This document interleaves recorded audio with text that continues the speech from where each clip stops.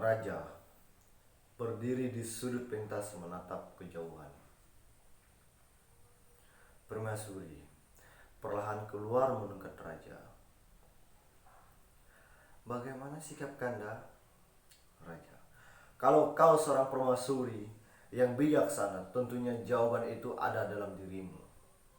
Permaisuri, kalau Kanda seorang suami yang arif, tentunya Kanda tidak akan membiarkan istrimu dicengkam oleh perasaan takut disebabkan oleh perang. Raja, tuan tanah itu datang ke negeri ini tidak pernah kuundang, dan aku tidak pernah memaksa mereka untuk angkat kaki sepanjang kedatangan mereka untuk bersahabat. Tetapi kalau politik kekuasaan yang mereka tanamkan, aku terpaksa akan perang. Permaisuri, itu sikap Kanda, semangat perjuangan yang sangat terpuji. Tetapi Kanda, jangan lupa bahwa putra kita lebih senang bersahabat dengan tuan-tuan tanah itu, dan ia rela menyaksikan tubuh rakyat disakiti, diterjang dan gemetaran ketakutan.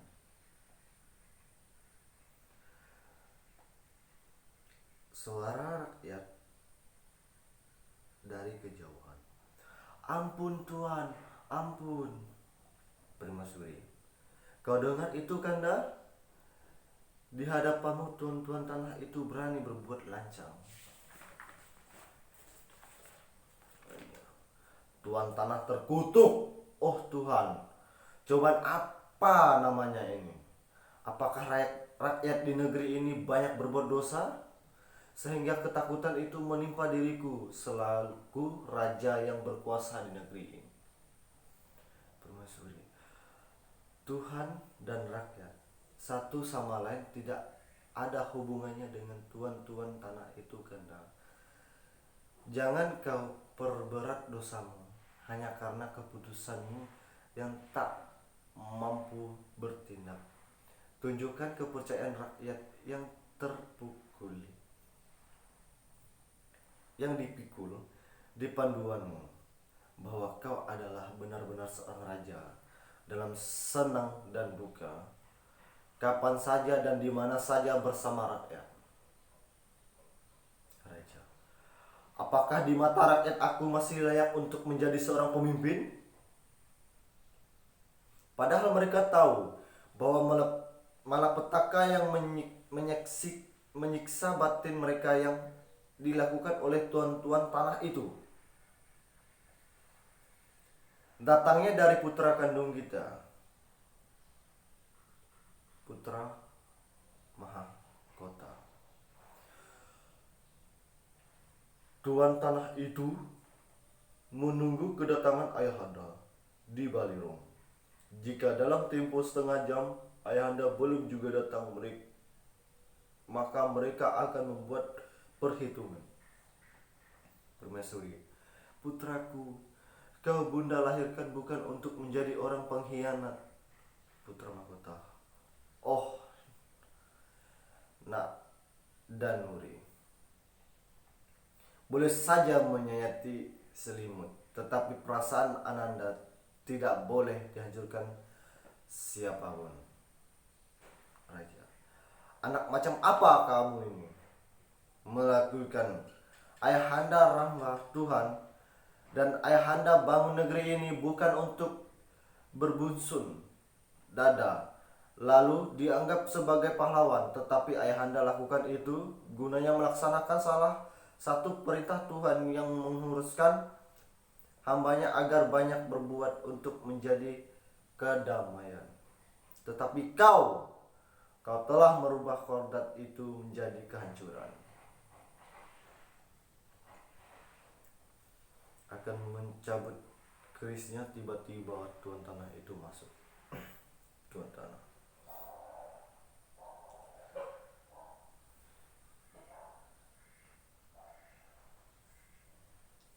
tuanku raja, halo, apa kabar?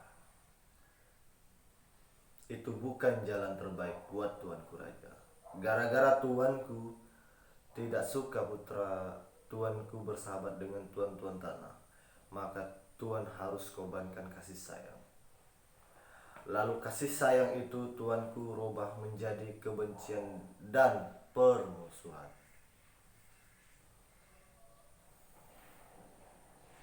Tetapi Tuhan tidak benci, tapi rindu, bukan? Benci-bencilah, rindu-rindulah.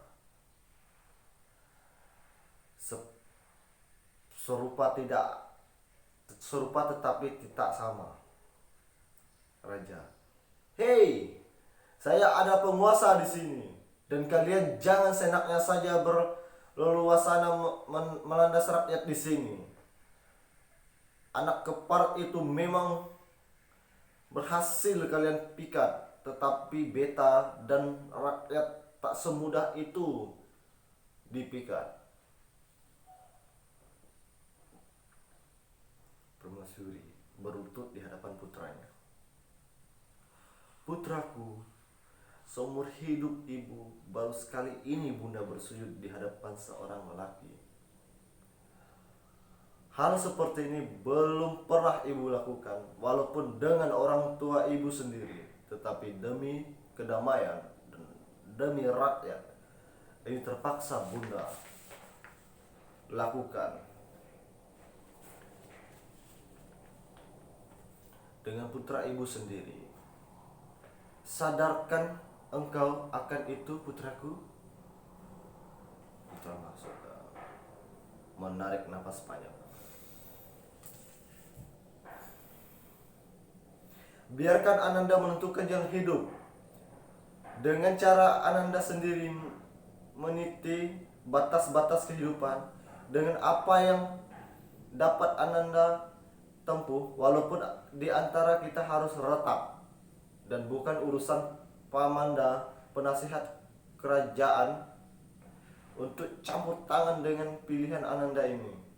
Dan jika terpaksa di hadapan Ananda, Bunda Ananda bersumpah nyawa Pananda penasihat rela Ananda habisi dengan sebelah keris. Kak Andita, ia abang kandung ibu sendiri, Tuan Tanah, diikuti oleh juru tulis. Ketawa berbahak-bahak. Raja, anak terkutuk iblis, bersenang di dadamu sehingga kau lupa bahwa kau telah menjadi seorang anak yang berdosa. Putra Mahkota, Tuan, kenyataan sudah berubah lain sekarang. Ternyata benar dengan dugaan saya bahwa Pamanda, saya penasihat kerajaan, berhasil mempengaruhi Paduka yang mulia ayahanda saya. Saya mendengar berita bahwa Pamanda saya dan penguasa sudah bersiap-siap untuk menghancurkan orang-orang Tuan. Tuan Tanah, oh, itu tidak boleh terjadi. Apakah dia bermimpi, tuanku? Tolong kasih tahu penasihat kerajaan jangan coba-coba menentang Tuan Tanah.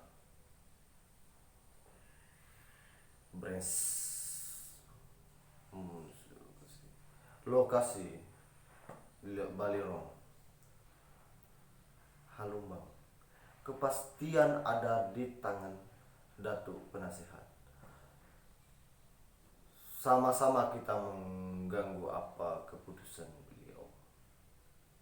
Anak negeri, ambisi dan kekuasaan kadanglah diatasi segala-galanya.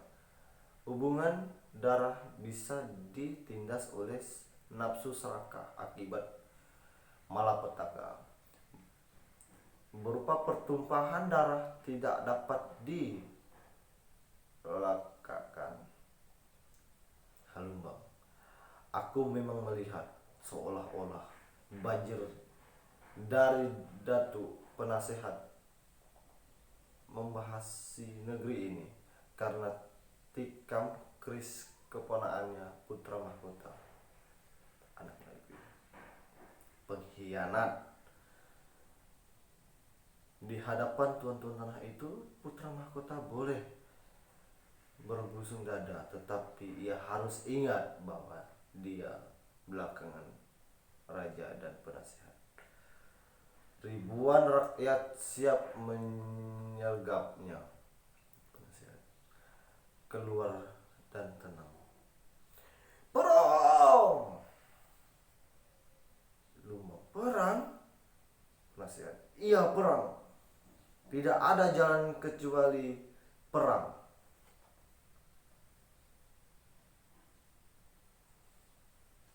Kalian dengar itu? Halu Balang. Kami mendengarnya, Dato. Penasihat. Lalu bagaimana sikap kalian? Anak negeri. Datuk penasihat menerima perang, maka kami siap menghaluskan pedang.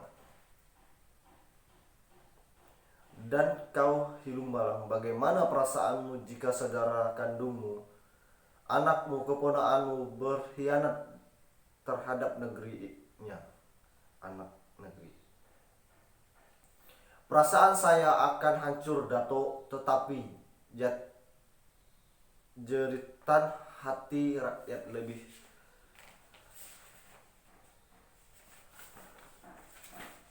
lebih utamakan.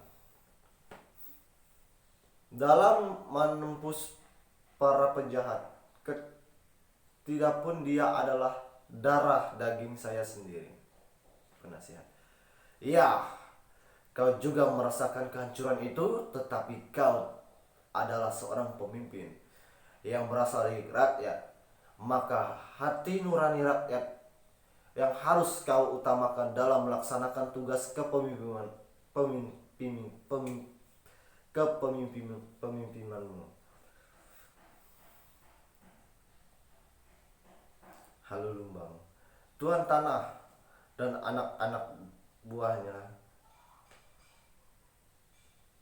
kembali bikin kekacauan. Penasihat. Hati-hati, Dato. Mari kita hadapi mereka. Halu Lumbang datang dan anak gigi berlalu. Penasihat.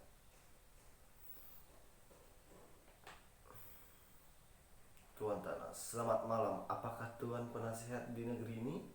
Penasihat, iya saya. Kenapa? Tuan tanah, bagus. Saya dengar tuan senang membenci kami, tuan-tuan tanah, dan bermaksud untuk menyingkirkan kami. Apa benar? Bukan hanya kalian, siapapun mereka, sekali lagi, siapapun mereka, walaupun dia ayah kandung saya sendiri, jika saja bertindak terhadap negeri ini, akan kuhancurkan. Jurtulis tertawa. Hahaha. Apakah itu bermimpi?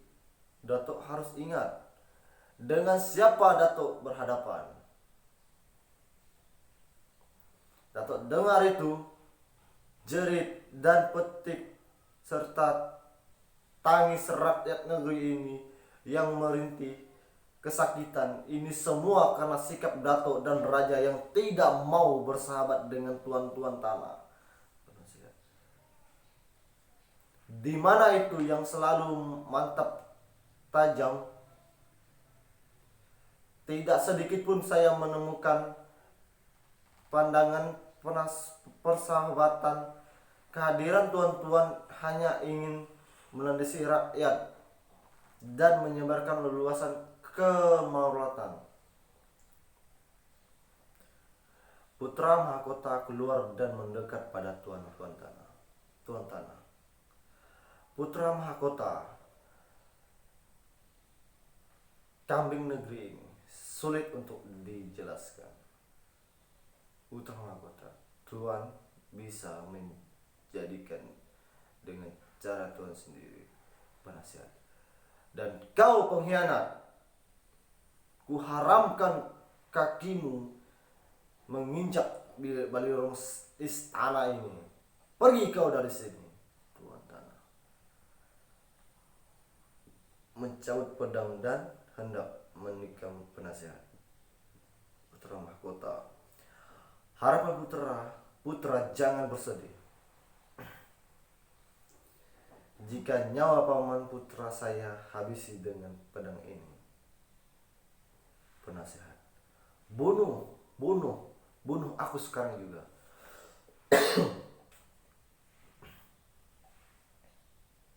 Putra mahkota, jangan dulu Tuan, jangan. Kita masih banyak waktu untuk itu. Mereka berlalu musik mengenalkan lokasi di tempat tuan tanah. Juru tulis menyanyikan sambil menari dengan gerak-gerakan lucu. Susahlah susnya susah, hati di dalam hati. Susahlahnya tidak lagi terperi lagi. Sekian, terima kasih.